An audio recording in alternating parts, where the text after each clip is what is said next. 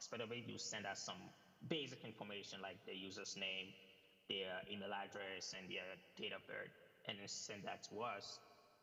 And then the second part of it is that we send an automated process to get the user's consent to process that data.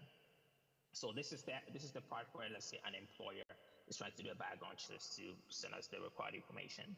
So that's where the user consent goes into this phase.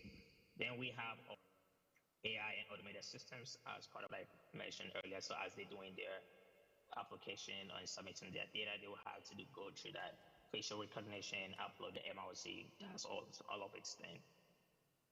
Then there are times where we do like preliminary search online for other information on the users.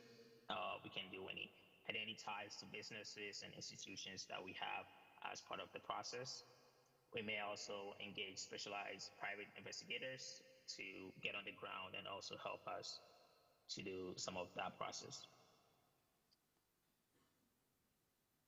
And we also have the credits and financial checks that we can do. We also follow up with the references that we have on file, verify and confirm any job-related qualifications, and we have that educational background check through all the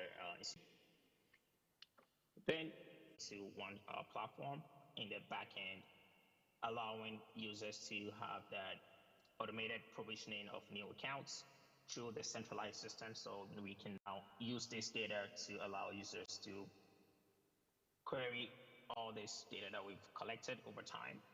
And also, as you go through your onboarding experience, you can part of this process is to keep all data in transit protected, protect business asset protection as your individuals and applicants, operational security throughout this entire cycle.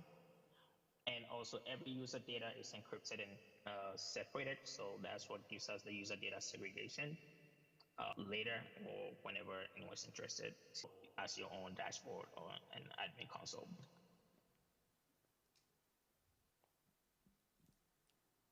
You on the next slide? Yes, next slide. Personal security is very important to us. We